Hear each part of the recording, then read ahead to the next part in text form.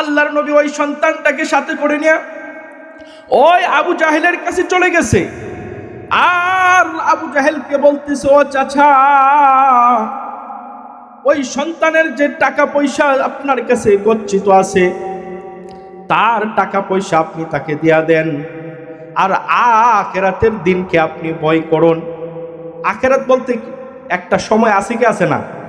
এই দুনিয়া থেকে সবাই একদিন বিদায় নিতে হবে, কিন্তু কাল কিয়ামতের দিন আল্লাহ তাআলা হাসরের মাঠ কায়েম করবেন, ঠিক কিনা বলেন?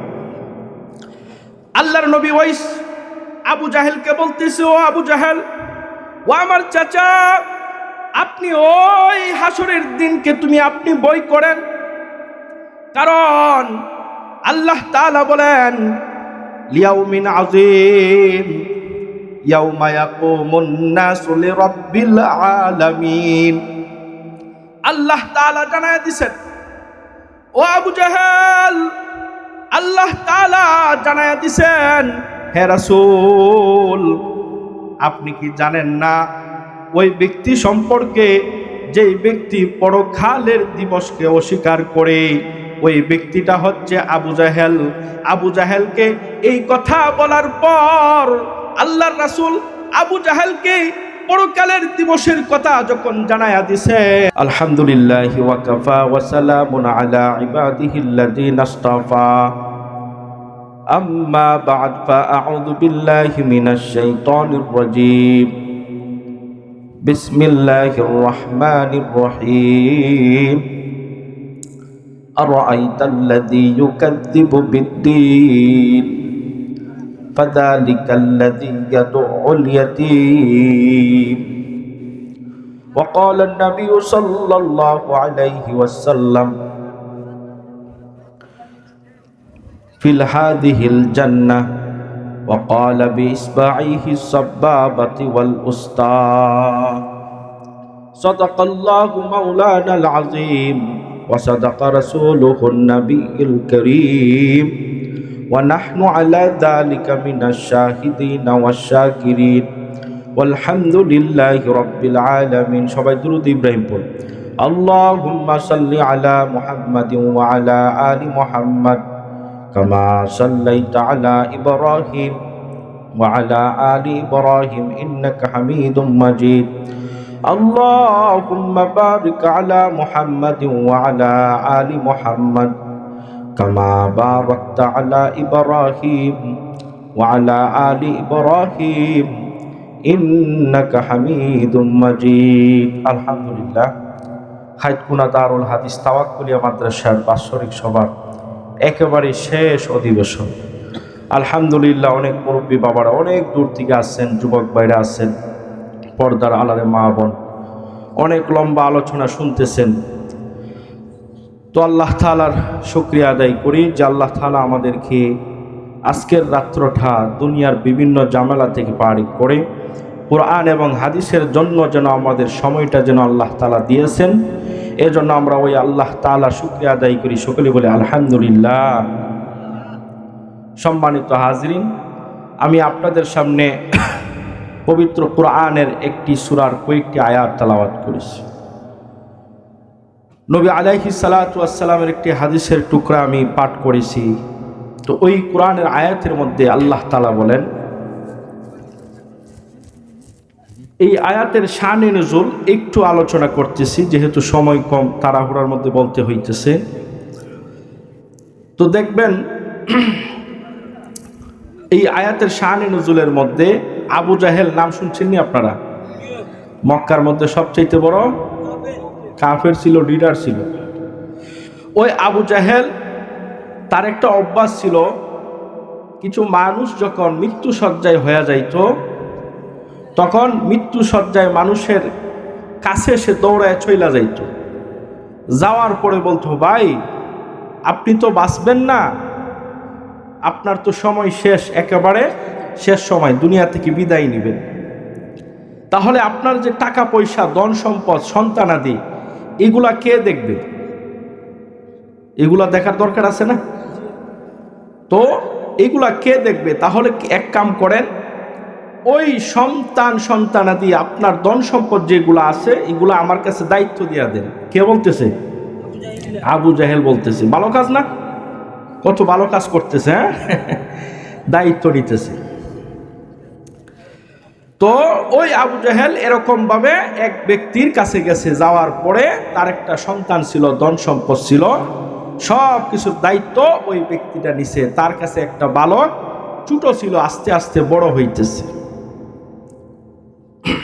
ওই বালকটা যখন আস্তে আস্তে বড় হইতেছে, এখন তার ভিতরে বুঝ চলে আসে, সে বালেগ হয়ে গেছে। এখন তার ভিতরে ভালো মন্দ বুঝার মতো তার যোগ্যতা আছে। তখন ওই ব্যক্তিটা, ওই সন্তানটা আবু জাহেলের কাছে ওই তার বাবা মৃত্যুর সময় যে ধন সম্পদ রাইখা গেছে এইগুলা বলতেছে যে, ও আবু জাহেল, আমার বাবা যে আপনার কাছে যে টাকা পয়সা ধন সম্পদ রাইখা গেছে, ওই টাকা পয়সাগুলো আমার কাছে দিয়া দেন। কে বলতেছে? সন্তানটা আবু জাহেলকে বলতেছে। ওই সন্তানটা যখন আবু জাহেলকে বলে, ভাই ও আবু জাহেল, আমার বাবা মৃত্যুর সময় তোমার কাছে অনেক টাকা পয়সা আমানত রাখছে, তখন আমি ছোট ছিলাম, এখন আমি বড় হয়ে গেছি, আমার টাকা পয়সা আমার কাছে দিয়া দাও।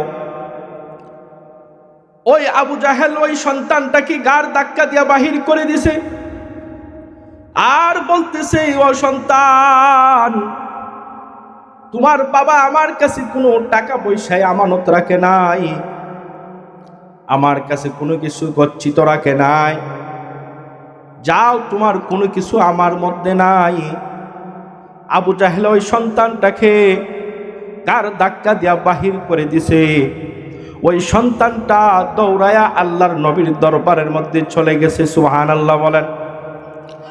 আল্লাহর নবী ওই সন্তানটাকে বলে, ওই সন্তান, ও নাবালক সন্তান, ও এতিম সন্তান, তুমি কেন কান্না করতেছো? ওই সন্তানটা আল্লাহর নবীর কাছে অভিযোগ করলো, ইয়া রাসূলুল্লাহ, ইয়া হাবিবাল্লাহ, এমন এমন ঘটনা, মৃত্যুর সময় আমার বাবা আবু জাহেলের কাছে অনেক টাকা পয়সা গচ্ছিত রাখছে, আমানত রাখছে, কিন্তু এখন আমি বড় হয়ে গেছি, আমার টাকা পয়সা আমার কাছে ফিরিয়ে দেয় নাই। আল্লাহর নবী ওই সন্তানটাকে সাথে করে নিয়ে ওই আবু জাহেলের কাছে চলে গেছে, আর আবু জাহেলকে বলতেছে, ও চাচা, ওই সন্তানের যে টাকা পয়সা আপনার কাছে গচ্ছিত আছে, তার টাকা পয়সা আপনি তাকে দিয়া দেন, আর আখিরাতের দিনকে আপনি ভয় করুন। আখিরাত বলতে একটা সময় আছে কি আছে না? এই দুনিয়া থেকে সবাই একদিন বিদায় নিতে হবে, কিন্তু কাল কিয়ামতের দিন আল্লাহ তাআলা হাসরের মাঠ কায়েম করবেন, ঠিক কিনা বলেন?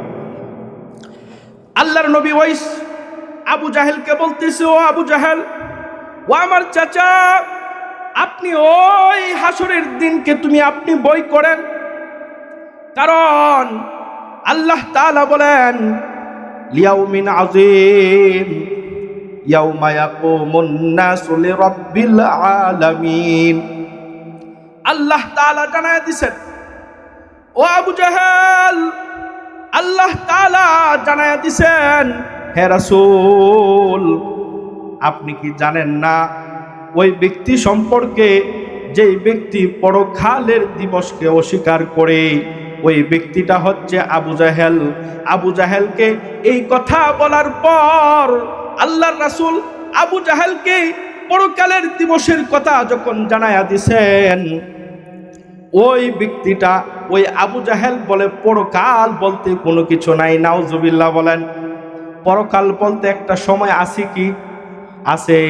আল্লাহ বলেন, ইয়াউমা ইয়াকুমুন নাসু লিরাব্বিল আলামিন, এমন একটা সময় আসবে, যেই সময়ের দিনে, যেই সময়ের ভিতরে কাফির মুশরিক, আপনি যারা মুসলমান, যারা হিন্দু, যারা বৌদ্ধ, যারা খ্রিস্টান, এই পৃথিবীর মধ্যে যত মানুষ আছে, সমস্ত মানুষকে আল্লাহর সামনে সেদিন দাঁড়ায়া যাইতে হবে, ঠিক কিনা বলেন?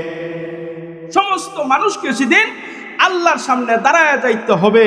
তবে ওই যে এতিম সন্তানটাকে কি করছে, ওই আবু জাহেল গাড় ধাক্কা দিছে। এই গাড় ধাক্কা দেওয়ার পর আল্লাহ রাসূলের মনে কষ্ট পাইছে। কষ্ট পাইছে কি হইছে না? কারণ আপনার আমার নবী ছিল একজন এতিম। আল্লাহ তাআলা নবীকে কেমন ভাবে এতিম বানাইছেন? জন্মের পূর্বেই বাবা দুনিয়া থেকে বিদায় হয়ে গেছে। 6 বছর বয়সে মা ছিল, মাও দুনিয়া থেকে বিদায় হয়ে গেছে। কিছুদিন পরে দাদা ছিল, দাদাও দুনিয়া থেকে বিদায় হয়ে গেছে। এরপরে চাচা ছিল, চাচাও দুনিয়া থেকে বিদায় হয়ে গেছে। আপনার আমার নবী এতিম ছিলেন কি ছিলেন না? এতিম থাকার পরেও আল্লাহ পাক রব্বুল আলামিন আপনার আমার নবীকে সান্ত্বনা দিয়া বলেন, ওয়ারাফা'না লাকা যিকরাক, হে নবী, হে আমার বন্ধু, আপনার বাবা নাই, আপনার মা নাই, আপনার দাদা নাই, আপনার চাচা নাই, আপনার কেউ নাই, আপনি কোনো চিন্তা করবেন না। এই দুনিয়ার মধ্যে কেউ যদি আপনার না থাকে, আমি আল্লাহ এই দুনিয়ার সমস্ত মানুষের চাইতে আমি আল্লাহ আপনার মর্যাদা বাড়াইয়া দিছি। আল্লাহ তাআলা কি করছেন? রাসূলের মর্যাদা বাড়াইয়া দিছেন। এই জন্য আমার রাসূল ছিল এতিম। এই জন্য কোনো এতিম মানুষকে যদি কষ্ট দেওয়া হয়, সর্বপ্রথম আল্লাহ রাসূলের অন্তরে গিয়ে আঘাত লাগত। এতিম মানুষ আপনাদের সমাজে আছে কি আছে না? আল্লাহ রাসূল বলেন, যেই সমস্ত মানুষগুলা এতিমদেরকে দেখাশোনা করবে, তাদেরকে সাহায্য সহযোগিতা করবে, আল্লাহর নবী সাহাবায়ে কেরামদের সামনে 2টা হাত তুললেন।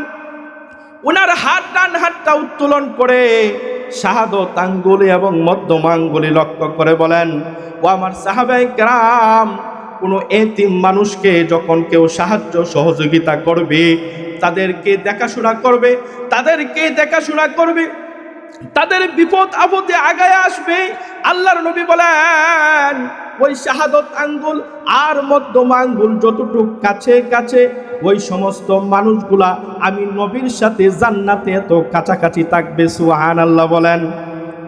এজন্য ভাই, আমাদের যাদের তৌফিক আছে, আমরা গরিব দুঃখী অসহায় এতিম মিসকিনদের সেবা করতাম, তাদের খেদমত করতাম, তাদের সাহায্য করতাম।